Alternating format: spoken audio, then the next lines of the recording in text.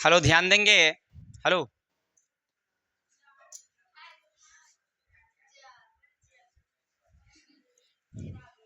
चलिए, question number कल 6 तक हो गई थी। T50 क्लास 10th का है ना। चलिए थोड़ा सा हम लोग देख लेते हैं, पहले लिख लेते हैं। क्लास 10th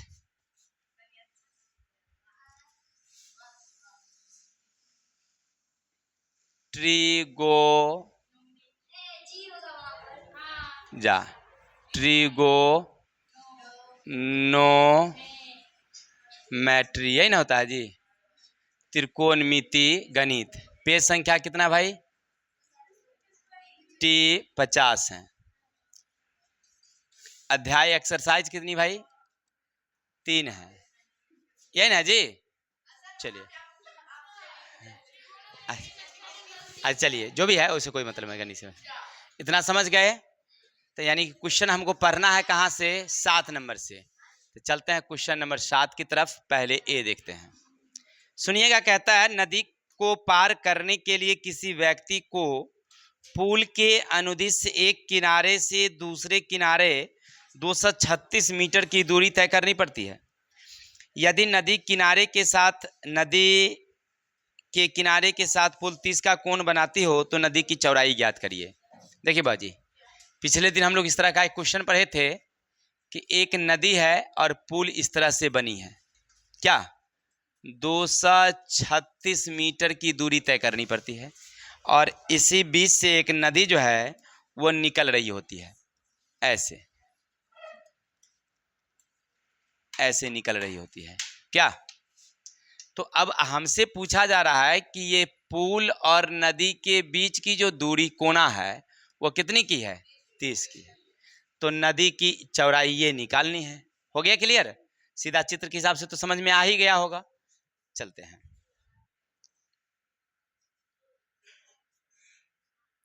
इतना समझ में आ गया? तो आप नाम दे दीजिए ए, बी और ये क्या हो गया? सी। तो आप लिखेंगे बी सी नदी की चौड़ाई है, बीसी नदी की, और एसी पुल है जो 30 डिग्री के कोण पर झुकी है। किसी को दिक्कत?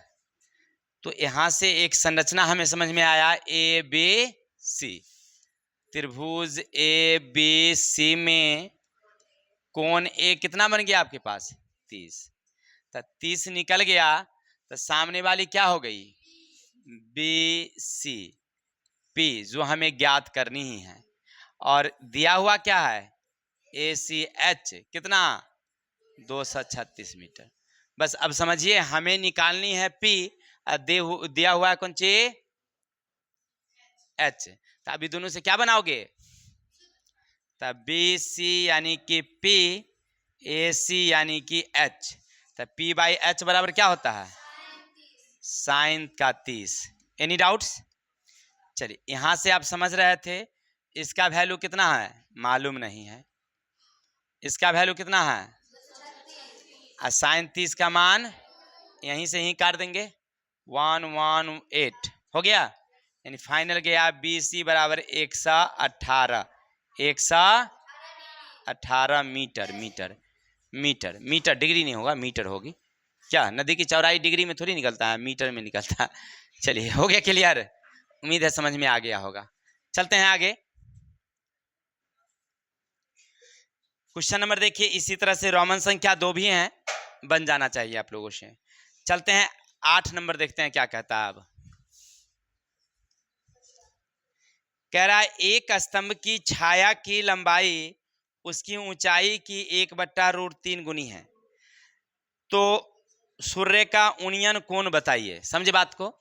प्रश्न कहा हमसे कि हमारे पास एक स्तंभ है ए बी, जिसकी ऊंचाई तो हमें मालूम नहीं था, पी मान लिया।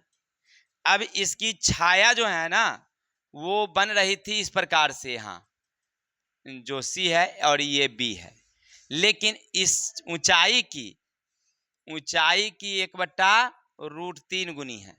हो गया, प्रश्न यही कह रहा है। तो कह रहा है सूर्य का उन्नयन कोण, यानी यहाँ की थीटा क्या होगा जबकि सूरज यहाँ था। किसी को दिक्कत?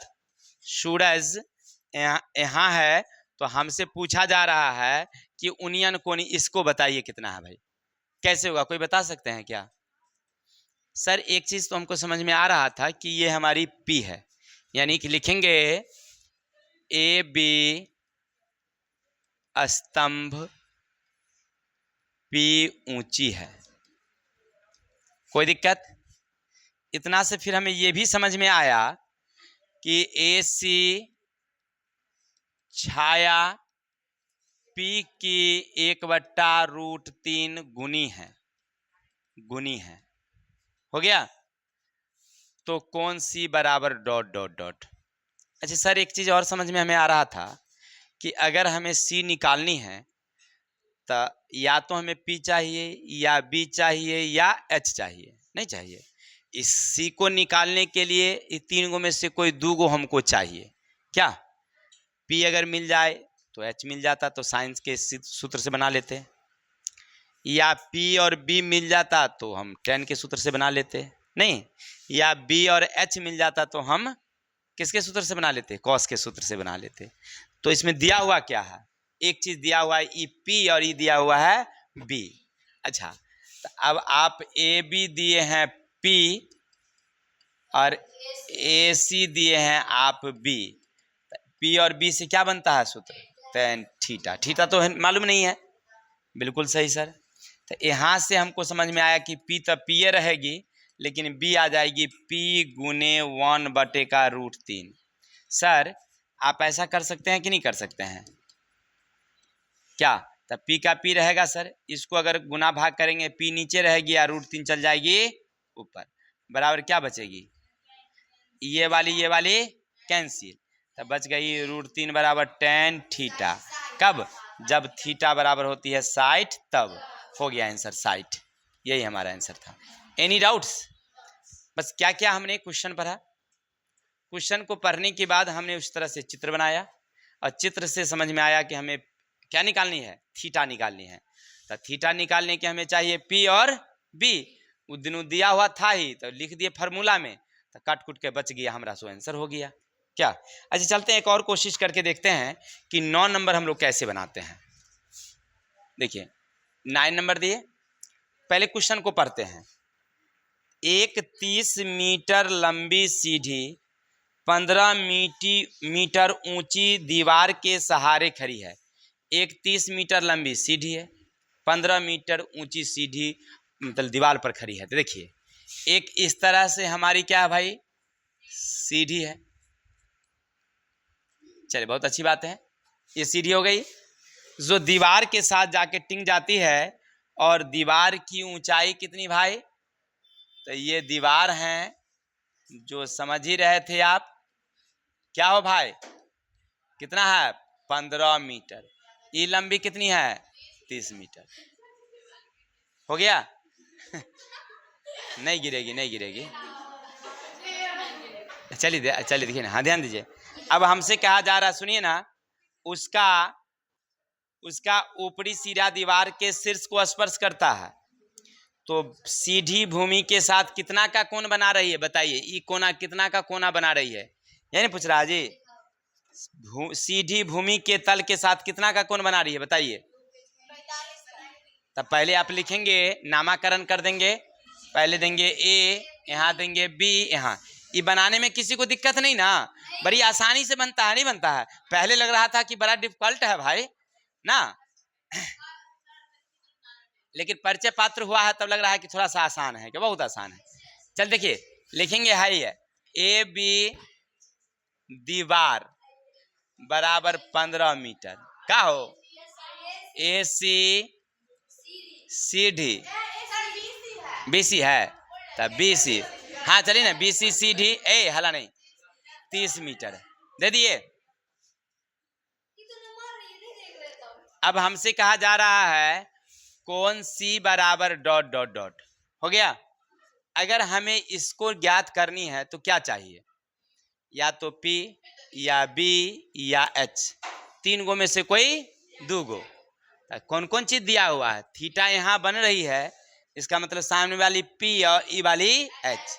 अच्छा, ABP दिया हुआ है और ACH दिया हुआ है, जागरवा आ जाता है BC। चलिए देखिए, ABP और BCH, ये दोनों से क्या बनाओगे, साइन थीटा। चलिए, साइन थीटा तुम्हें क्या मालूम है क्या, बिल्कुल नहीं सर। चलिए, ए लड़की, ये कितना वैल्यू है, ये वैल्यू कितना है, इसका क्या, इसका क्या 1/2 बराबर साइन थीटा। इसका मतलब थीटा कितनी है, कितनी आसान है, बउआ वाला है कि नहीं है, आसानी से बनेंगे आंसर। चलिए, उम्मीद है सब लोगों को समझ में आ रही है। चलते हैं इसी तरह से अगला आप लोग देख लेंगे 2 नंबर। अब 10 देख लेते हैं क्या कहता है। बउआ जी सुनिएगा 10 नंबर। भूमि के किसी बिंदु से एक पतंग की तनी हुई डोरी की लंबाई 85 मीटर है। यदि डोरी भूमि तल से थीटा के कोण इस प्रकार बनाती है कि tan थीटा बराबर 15/8 हो, तो पतंग की ऊंचाई ज्ञात करिए। समझ में आई बात है, नहीं समझे, चलते हैं क्वेश्चन को चित्र के हिसाब से समझते हैं। एक बार क्या कहा कि एक पतंग ऐसे उड़ी, ए बुआ, एक पतंग ऐसे उड़ी, उड़ी तो उड़ी, चली गई 85 मीटर तक। भूमि के साथ थीटा का कोण बनाती है, तो हमें ज्ञात करनी है AB की दूरी, यानी ये दूरी हमें फाइंड करनी है। बिल्कुल सही सर, अगर हमें थीटा आप दे दीजिएगा 30, 45, 60, 90, 0 कुछ दे दीजिएगा तो हम तो बना देते, लेकिन आप तो थीटा के थीटे कर दिए, तो कैसे बनेगी, इसका तो वैल्यू हमको बतेबे नहीं किए। लेकिन एक चीज़ वहाँ दे दिया है, साथ ही साथ हमसे ये कह दिया है कि tan थीटा बराबर है 15/8। क्लियर। तो हमें क्या समझ में आया कि इसके हिसाब से अगर देखा जाए तो दो चीज दे रखी है। क्या दे रखी है, तब P दे रखी है और B दे रखी है। चलो, P बराबर हो गया 15, B बराबर है 8, तो हम H निकाल के देख लेते हैं। तो हमें ज्ञात होती है P² प्लस B², 15 का स्क्वायर प्लस 8 का स्क्वायर, 15 15 225, 8 8 64, 289 बराबर का 17, H बराबर हो गया 17। इतना हो गया। अगर इसके हिसाब से अगर एक त्रिभुज बना करके हम देख लें तो हमें समझ में आ रहा था कि सर यहाँ से एक त्रिभुज आप ऐसे बना ही सकते हैं, ऐसे। तो H 17 है तो ये 17 हुआ, थीटा यहाँ है, इसका मतलब P ये 15 है, ये 8 है। सर अगर आप त्रिभुज का नामकरण कर दीजिएगा तो कोनो दिक्कत, बिल्कुल नहीं सर। तब हमको समझ में आया कि ई वाली त्रिभुज ई त्रिभुज के क्या है, समरूप हो गई ना, हो गई। तो अब यहाँ से लिख देंगे हम लोग त्रिभुज ABC समरूप त्रिभुज PQR। अब हम जानते हैं कि अगर त्रिभुज समरूप होती है तो भुजाएं क्या होती है, तो एकड़ ऊंचाई बटे एकड़ ऊंचाई। अच्छा चलो, BC बटे RP, एकड़ ऊंचाई बटे एकड़ ऊंचाई PQ। सर ये 85 दे रखा है और ये 17 दे रखा है, ये तो AB हमें ज्ञात ही नहीं था, ये 15 दे रखा है। सर इतना से तुमको ये समझ में आया कि 17 पचे 85 चली जाएगी, दिखाई नहीं पड़ रही है, 17 पचे 85 चली जाएगी, बट्टा में एक आरे तिरछे गुना कर दिया, 15 पचे 75। सर पतंग की ऊंचाई कितनी हो जाएगी, एनी डाउट्स, कैसे बन गया, समझ गए। बिल्कुल आसान क्वेश्चन था, बउआ वाली बात। चलते हैं आगे देख लेते हैं 11 नंबर और 12 नंबर तो आप लोग अभी जस्ट बनाए ही हैं क्या, तो आपको समझ में आया ही होगा। 12 नंबर बनाए ना सब लोग, 6 और प्लस 4 √3 निकल गया था आंसर। तो 11 देख लेते हैं, तो 12 तक क्लियर कर लीजिएगा आप लोग क्या। चलिए एगो देख लेते हैं, 11 नंबर देख लेते हैं क्या कहता है, सुनो ना। कहता है 1.5 मीटर लंबा आदमी पेड़ की चोटी को देखता है, चोटी का उन्नयन कोण उसकी आंख के 60 है, तो पेड़ की ऊंचाई ज्ञात करे। पेड़ से आदमी 36 मीटर दूर है। एक दिन और ही बताए थे शायद क्वेश्चन, लेकिन फिर भी थोड़ा सा देख लेते हैं। अरे भाई, क्वेश्चन कहा कि एक पेड़ है ए बी, सुनो ना, और यहां से एक लड़का 36 मीटर दूरी पर खड़ा था और लड़का की ऊंचाई है 1.5 मीटर, 1.5 मीटर। अब लड़का ऐसे देखता है तो कौन बनती है उसकी 60 की। सर आप तो पहले ही बताए थे कि 36 है तो ये भी कितनी हो जाएगी, 36 हो जाएगी। तब बिल्कुल सही। तो अब हमें अगर ये निकालनी हो तो सामने से थीटा है, तो ये हो गई बी और ये हो गई पी। तब पी तो निकालना है, बन जाएगी ना।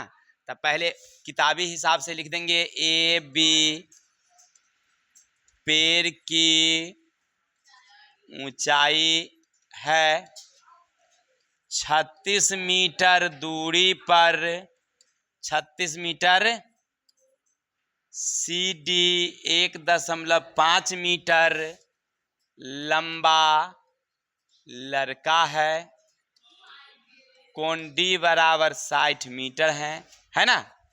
तो हमसे यहाँ एक चित्र समझ में आया मेरे भाई कि बी ई डी, त्रिभुज बी ई डी में कोण डी बराबर कितना, 60, और डी ई क्या हो गया चित्र के हिसाब से, बी बराबर 36 मीटर।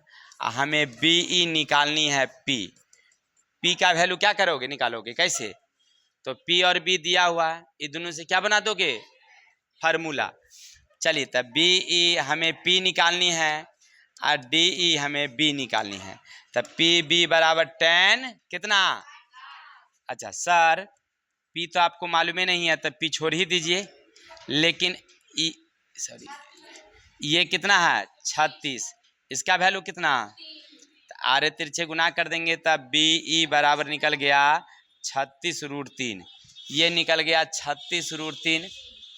क्योंकि रूट में है तो इसका वैल्यू हम बिठा सकते हैं, कितना बिठाएंगे, तो हमें बी ई फाइंड करनी है 36 गुने 1.732 गुना कर दीजिएगा तो एक निश्चित आंसर आ जाएंगे यहाँ तक ना। कहाँ तक, इतना की ऊंचाई। अब लिखेंगे पेड़ की ऊंचाई, पेड़ की, अब जो आप अभी ये जो गुना किए हैं उसमें 1.5 को क्या करेंगे, आंसर हो जाएगी। उम्मीद है समझ में सबको आ गया होगा। बड़ा अच्छा लगता है बनाने में, बड़ा मजा आता है कि नहीं है। क्या है कि बड़ी आसान क्वेश्चन है, थोड़ा सा लॉजिक से बनाइए तो। अच्छा ठीक है, तो कल मिलते हैं। आज के लिए इतने ही। 1 से 12 तक का क्वेश्चन, नहीं सॉरी कहाँ थे, बड़ी गलती हो गया मेरा, 7 से 12 तक का क्वेश्चन सभी बच्चे अपने अपने नोटबुक में सुंदर सा बना के लाएंगे। फिर कल देखते हैं आगे का जो क्वेश्चन होगा, जो नहीं बनेगा वो पूछ लीजिएगा, कोई बात नहीं है। तो आज के लिए इतने ही। जय हिंद जय भारत। हाँ, पीछे का ऑब्जेक्टिव भी अपना क्लियर करते जाइएगा, वो हम नहीं जानते हैं, हमारा ड्यूटी है। आप पूछिएगा तो हम बता ही देंगे, ठीक है।